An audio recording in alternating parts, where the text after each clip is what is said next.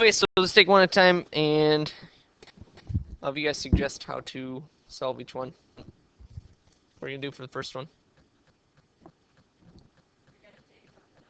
Something out.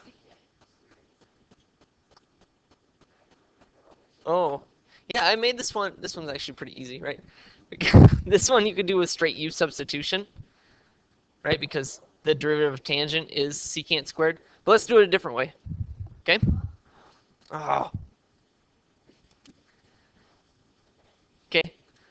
Because if you have higher powers on here, like if you had a power on tangent, you know, you're either gonna want to take out a secant squared and save it, and then turn everything into tangent, so that you can have tangent be your u, and then you'd have your du, which would be secant squared. Or you want to take out secant tangent, because that's the derivative of secant, and then you want to turn everything into secant. Okay? This one we could actually do both ways. So let's take out a secant tangent. One sec. Okay, so if I take out a secant tangent, that leaves me with secant theta, and then here's the secant tangent that I took out.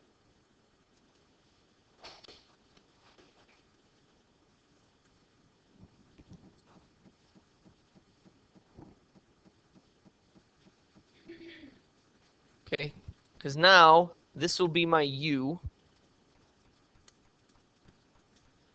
and du will be secant tangent.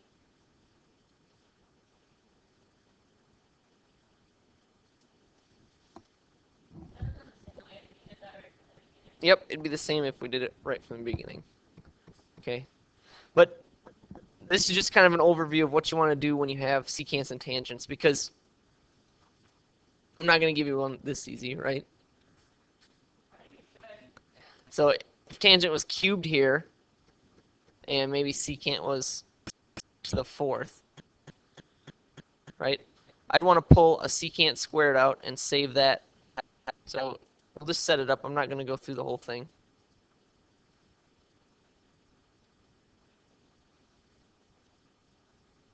So I'm going to pull out, I'm going to split this up. So I've got secant squared theta, and then here's the secant squared theta d theta that I'm going to save as for my du.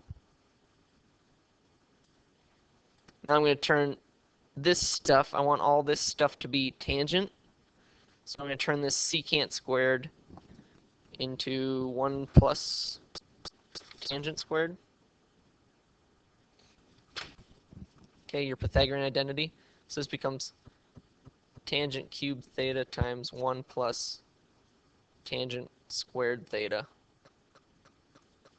And if this was more than secant squared, if it was like secant to the sixth, then I'd have this cubed.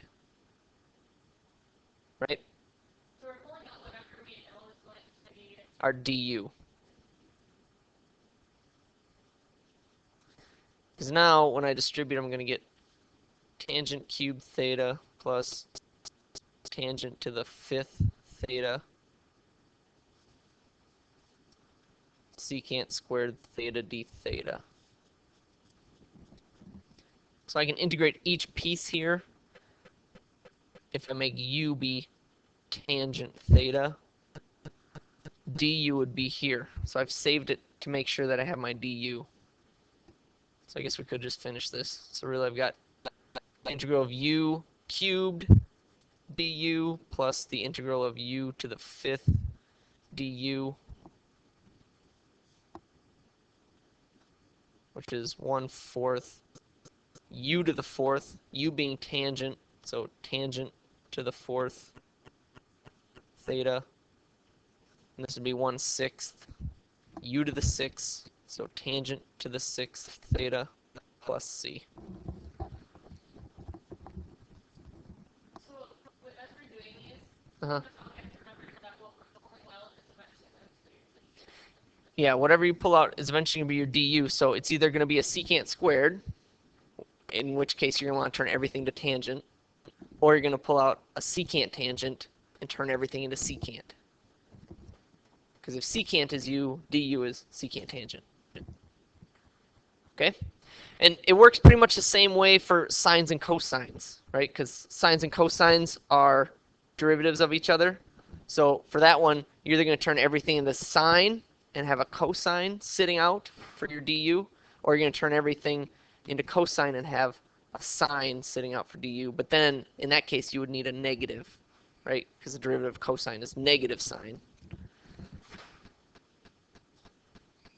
Okay, and that sums up these. I probably won't give you any of the really tricky ones that got ugly. Okay, it'll be something kind of like this one. Yeah. Yeah, this is a good one. All right, what am I gonna do here? Which technique do we use? Yeah, okay, triangle. What made you say triangle? You got square root, you got something minus something. Okay, so since we've got something minus something, which something is the hypotenuse? The one that's being subtracted from.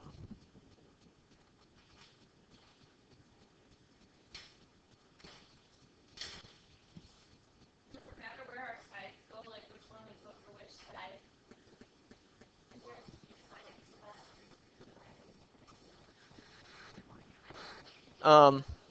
Would it be 2?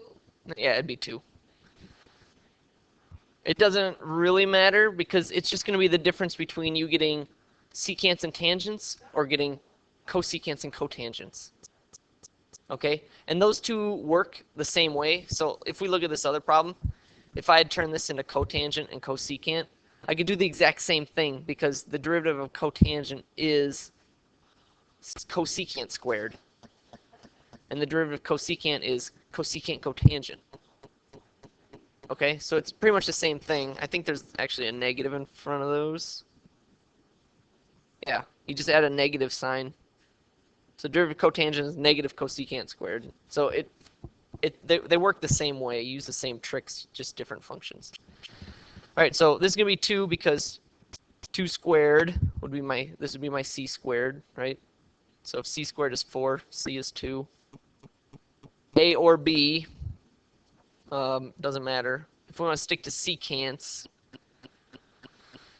then we're gonna want this to be the square root.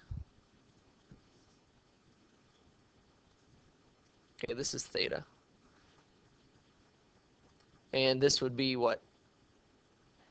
X. So that means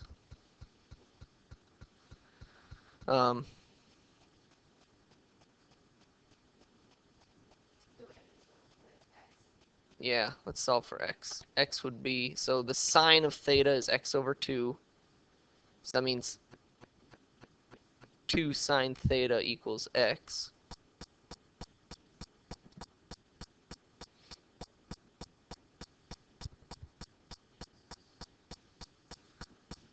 Cosine of theta would be this over that. So 2 cosine theta equals that square root.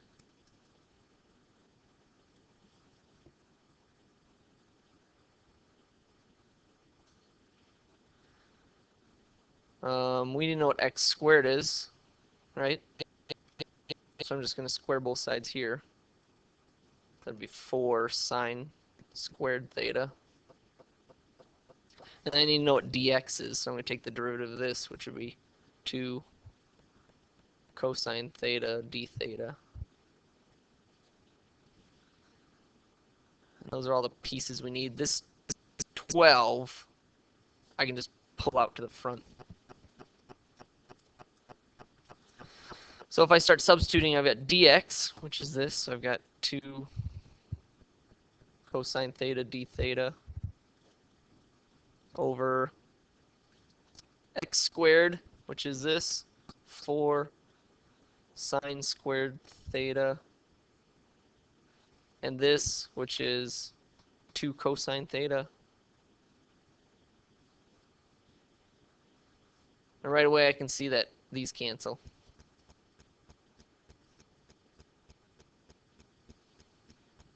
I'm going to pull this 4 out. So since it's on the bottom, it comes out here, right?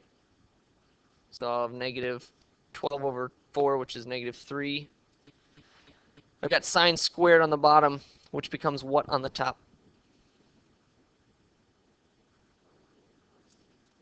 Cosecant squared.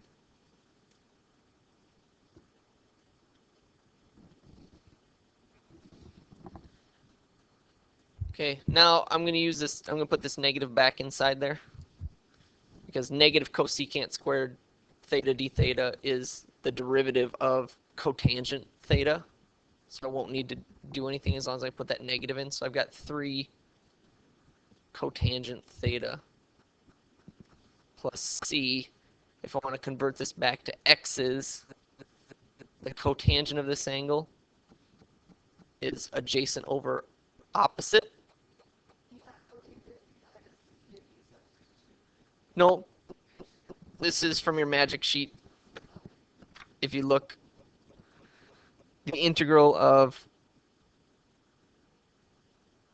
cosecant squared is negative cotangent, so the integral of negative cosecant squared is positive cotangent. So now if I want to switch it back, cotangent is adjacent over opposite, so this would be adjacent over opposite plus c. Oh, no, 3, yeah. So say that the square root of 1 minus x squared had been at the bottom, would you want us to rationalize? Yeah, yep, if your square root was on the bottom, you'd have to rationalize.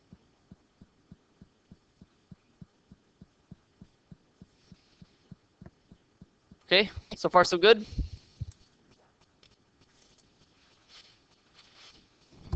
What's your technique for this one?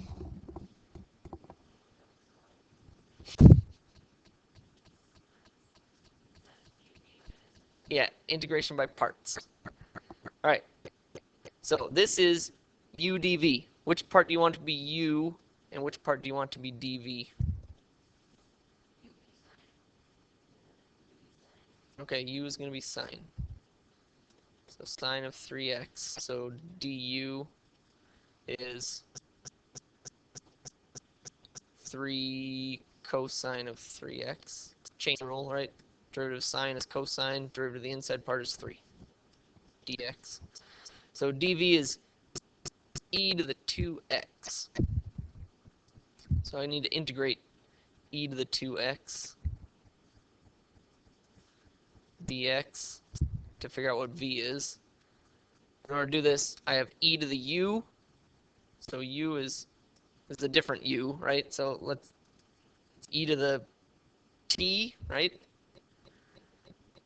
So t is 2x dt would be 2.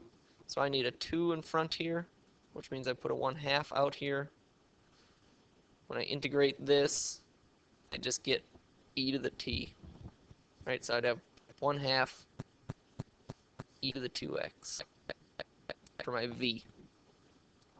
So now I do uv, so 1/2 e to the 2x sine 3x. Well, I'm going to move this down because we're going to have to do a trick here. Minus the integral of v du. So 1/2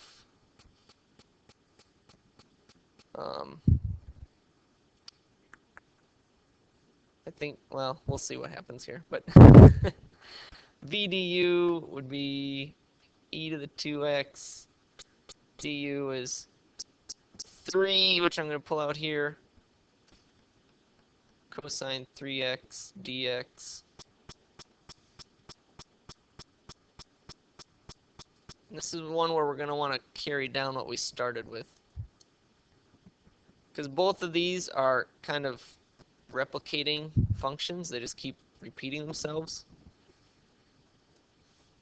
So this is fine. Now I've got to integrate this. So I've got to use another integration by parts. So let's stick with the same kind of format. We're going to have e to the 2x be u, du, or no, we didn't do it that. We did cosine, right? So u is cosine 3x, du would be negative 3 sine 3x.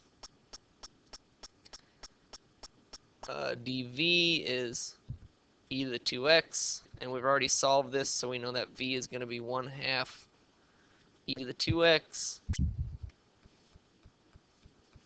So I'm going to copy everything down. E to the 2x sine of 3x dx equals 1/2 e to the 2x sine of 3x minus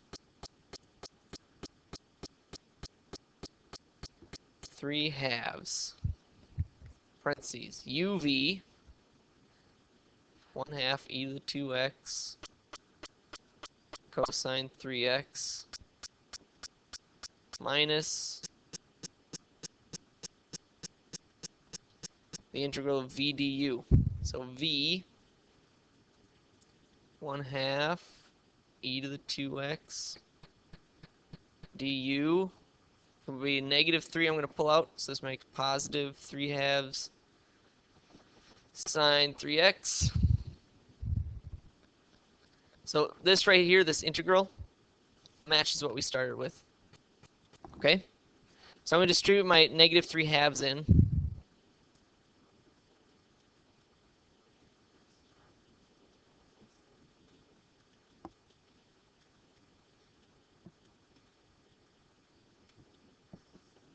This would be minus 3/4 e to the 2x cosine 3x minus 6/4, 9/4, sorry, integral of e to the 2x sine of 3x dx. So since these things match, I'm going to move this one over with this one. So I'm going to add 9/4 this integral. Because this is like a big A. I've got A equals this business minus 9/4 A. So I can add this. I'm going to add 9/4 of the same integral over here. So I'd get a total of, since this is 4/4, 13/4 of this integral.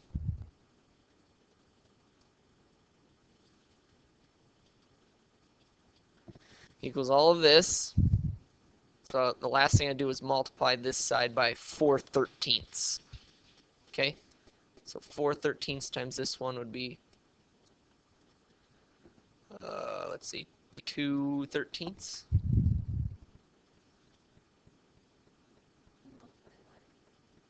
I'm multiplying all of this stuff by 4/13 to get rid of this coefficient. So I'm distributing, so the 2 reduces it to 2/13 e to the 2x sine of 3x minus 4's would cancel, and I have 3/13 cosine 3x plus c.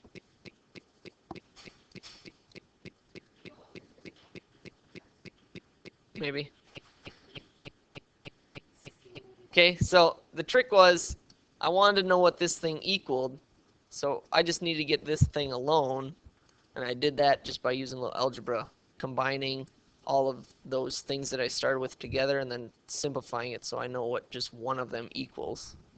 So we multiplied that reciprocal. Of 13/4, yep, we multiplied by the reciprocal to get this to be 1. I want to know what one of these integrals equals.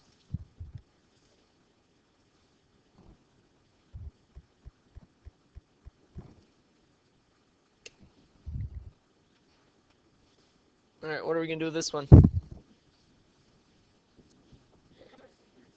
Yes, take out a secant squared. So I'd have secant squared of x over 2 secant squared x over 2 dx. What am I going to do with this one?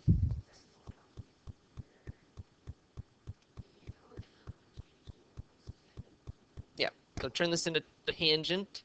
Okay, so secant squared is 1 plus tangent squared. So I'm going to have 1 plus tangent squared x over 2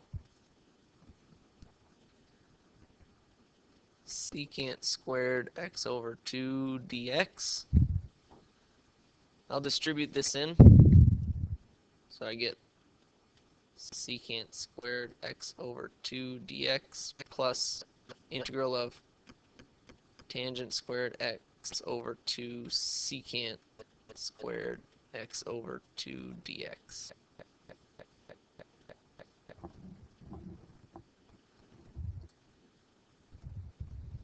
So what's this integral going to turn into?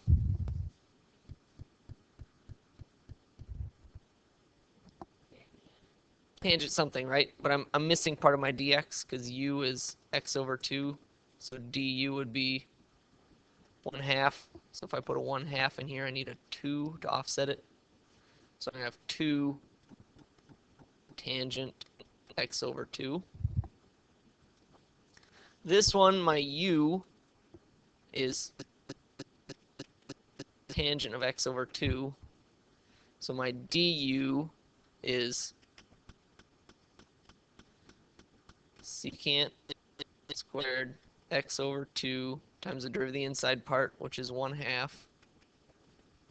So I need a 1/2 on this one also. Just put the 2 out there. So then I'm integrating u squared, which turns into 1/3 u cubed, u being tangent of x over 2, so tangent cubed. Oh yeah, with the 2 out front. So x over 2 plus c.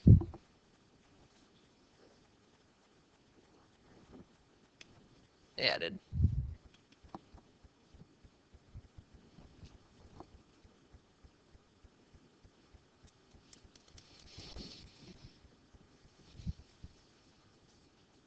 Okay. How about this one? What's your technique?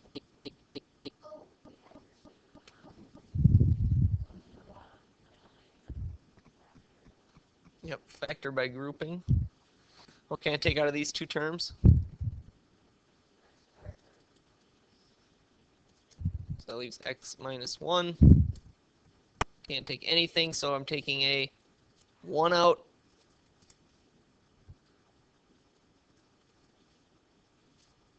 So I've got this now.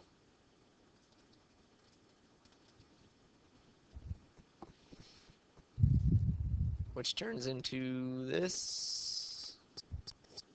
If I finish factoring, right, I've got this parenthesis in both terms, so I'm going to take that out. X minus 1, x squared plus 1.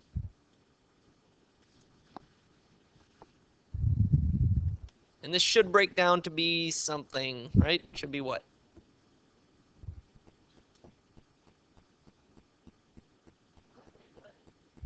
So now how do I do my decomposition?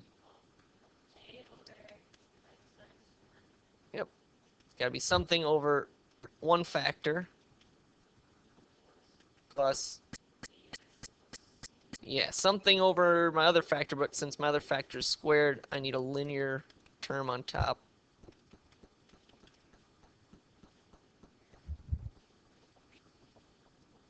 Then I'm going to multiply both sides by my denominator. So that's going to give me x squared plus 2x equals, if I multiply this, the x minus 1s will cancel, so I'll have a x squared plus 1. The x squared plus 1 will cancel, so I have bx plus c times x minus 1. So which one can I find easily? A, by using what for x? 1. If x is 1, this whole thing will be 0, and I'll have 1 plus 2, which is 3, equals a times 1 plus 1, which is 2a. So a It's 3 halves.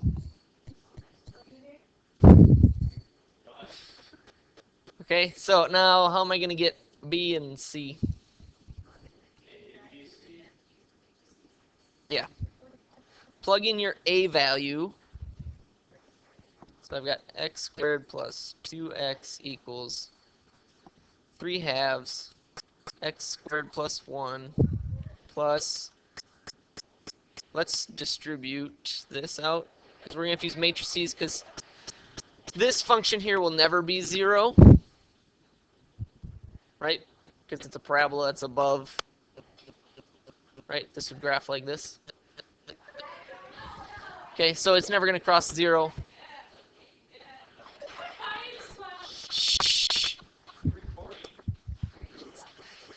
So I've got bx squared minus bx plus c.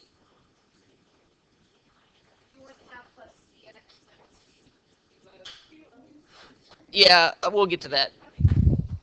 Minus c. Since these are both x's, I'm going to combine their coefficients. So I'm going to turn it into c minus b. Let's distribute this into. So in front of my x squareds, I'm going to have 3 halves and a b. So that's 3 halves plus b in front of x squared. In front of x's, I've got a positive c and a negative b. So that means c minus b. And then I've just got minus c.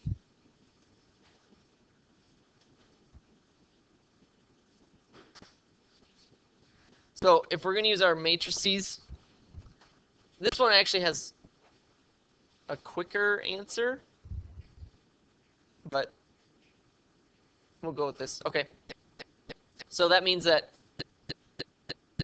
b plus 3 halves should equal whatever's in front of x squared, 1.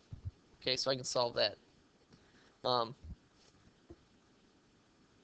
C minus b should equal whatever's in front of x, which is 2. But really, since there's no constant over here, I already know that c is going to be 0. Right? Because this should equal my constant over here, which is nothing. But we'll just go from here. So I'm going to subtract 3 halves. So if I have 1, I take away 3 halves. That's negative 1/2, right? Yeah.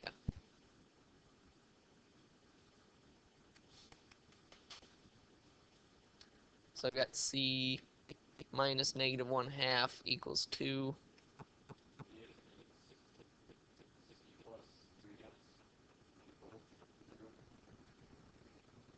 What? No. Oh, wait, yeah, this. Yeah, this. Okay, yep, you're right. I forgot. Okay. Alright, so c, then this should equal 2, right? Yeah, because I substituted. So this is plus plus. So really I'm subtracting 1/2, which gives me 3 halves. C equals 3 halves. And that way I'd have negative 3 halves plus 3 halves, which is nothing, which is what I should have, because there's nothing over here. The other way you can do this is with your matrices, just so I can show you how to set it up. This is my B column, this is my C column, this is my constant column.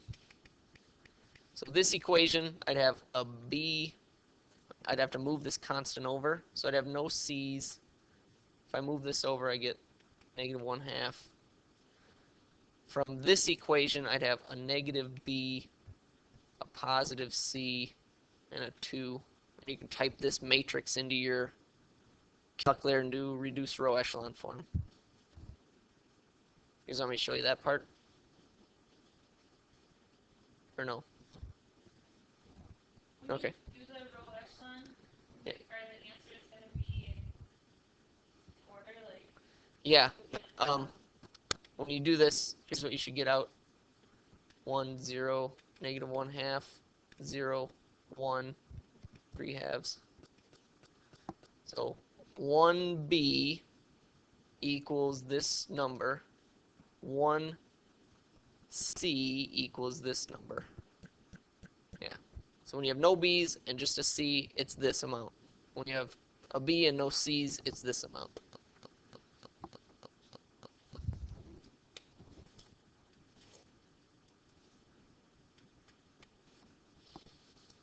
All right, what technique are we using here?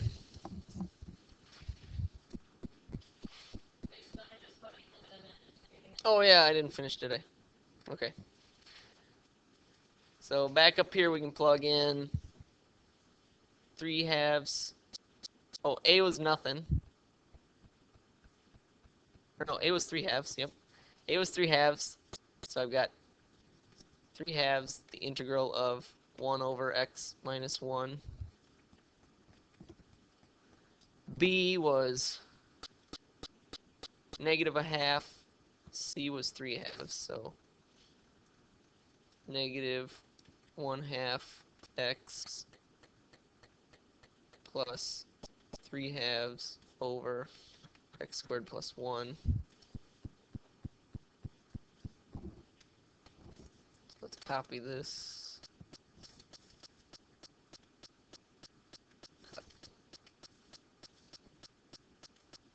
Paste.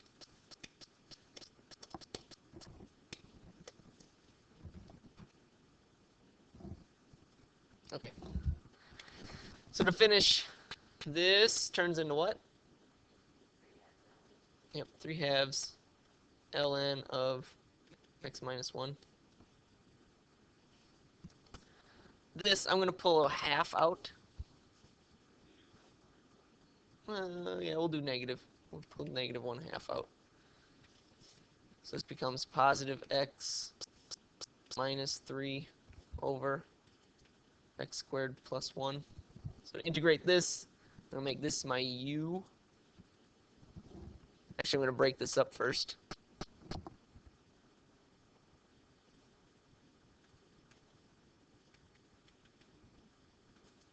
Okay. This one I'll do u equals x squared plus 1. du equals 2x. So I've got to put a 2 there, which makes another 1/2 out here. So this would be 4th. So I've got 1 over u du, which is ln of u.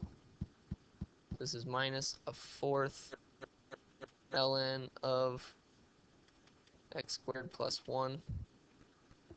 This one I don't really need my absolute value because this is always going to be positive. This one I do because this could be negative. This one is what? Yeah, you pull a 3 out and then it turns into what? Nope.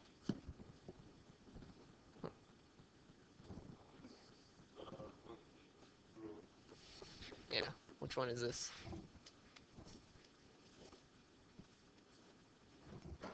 Arctangent. Yep, arctangent. Because I've got something squared plus something squared. So this would be minus 3. My a is 1. So I've got 1 over a, which is 1. Arctangent of u over a, u meaning x over a, which is 1. So it's just x plus c. Oh yeah, there's 1/2 there, isn't there? From this guy. Yep, this is 1/2. So that'd be 3/2. And since that was minus, this is plus. Yeah. So the reason we couldn't use arctangent on that other one is because there's an x on top. On this original one? Or on the one that changes to 1/4 ln of x squared plus 1. Oh, from the same problem? Yeah. Yeah, because there's an x up there. Yep. So that's it. All right, now let's do this one. What technique do we use?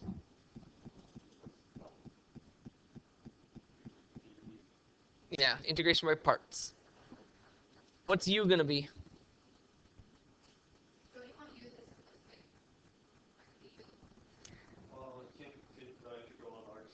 Yeah. Okay, usually you'd want x to be your u, but in this case, I don't know how to integrate arcsine, so that's going to have to be my u. Which means dv is x. So if this is u, du is the derivative of this, which is 1 over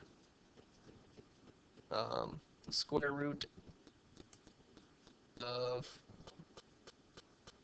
1 minus u squared, so 1 minus 2x squared, which would be 4x squared, times the inside part, which is 2. The integral of this, so v is 1/2 x squared. So now I know uv 1/2 x squared arcsine 2x minus the integral of v du 1/2 x squared 2 over 1 square root of 1 minus 4x squared.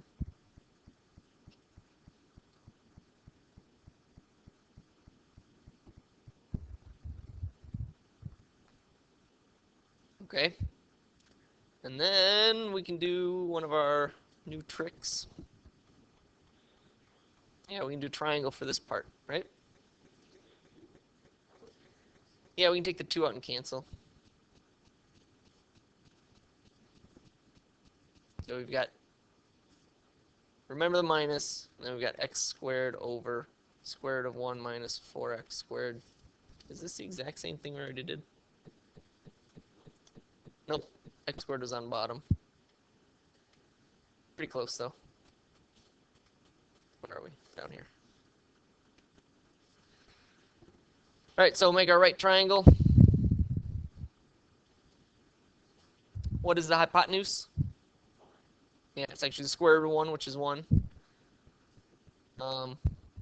What's this side? 2x. Yep, square root of 4x squared, which is 2x. And this is our square root. Here's theta. Now I need to figure out what everything is. I need to know what x squared is. So, sine of theta would be this, would be that, okay. Sine theta equals 2x, so half sine theta equals x. This guy equals the cosine of theta.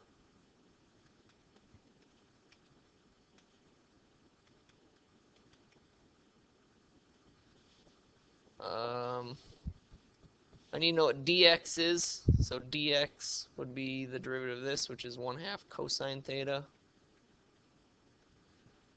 And you know what x squared is, so I'm going to square both sides of this. So I'd get 1/4 sine squared theta. Now I can plug all this in.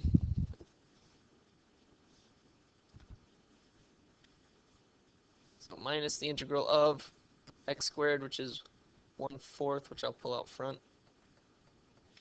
Sine squared theta. Dx is 1/2, which I'll pull out.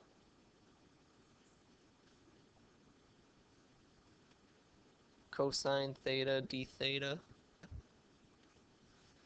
And this guy turns into cosine theta, so these cancel. Huh? Yep. Power reduction formula, which is 1 minus cosine 2 theta over 2. Yes, sir. So I'll pull the 2 out here. d theta.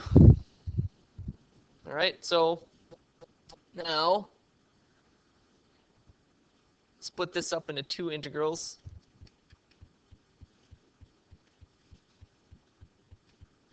Plus 1/16 cosine 2 theta d theta. This just turns into what? Theta, since that's our variable. This, I have cosine of u. I need a du, which would be 2. So another 2 here. Half out here makes it 32.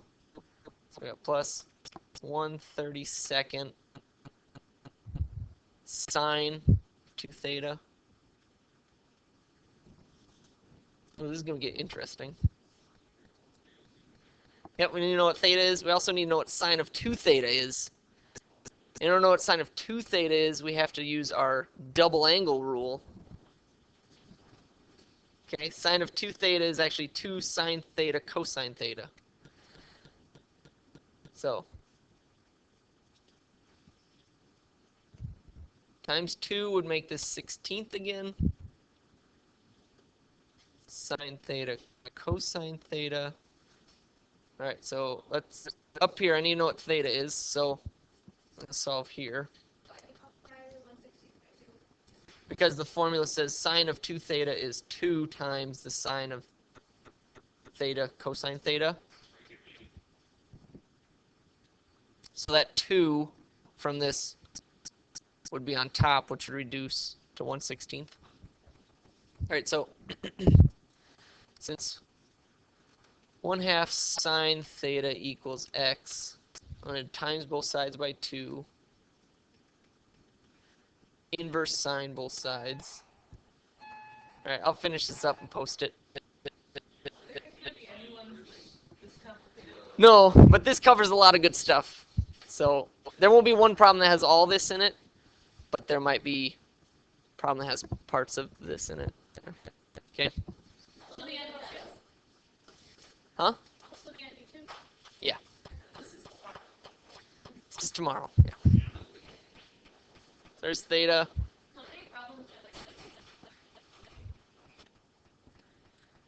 Okay, so to wrap this up, sine theta for my triangle would be opposite over hypotenuse, so it's just 2x.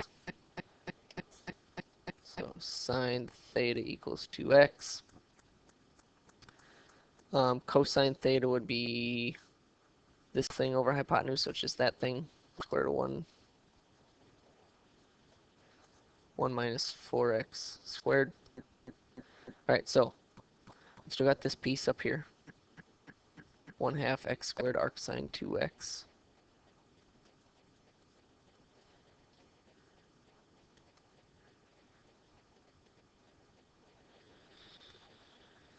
Okay, and then I've got down, down, down, down. All right, we got this, so negative 1/16 theta, theta being arc sine of 2x.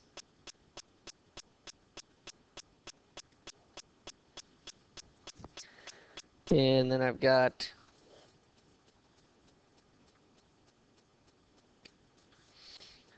this, so plus 1/16 sine theta, which is 2x, cosine theta, which is this.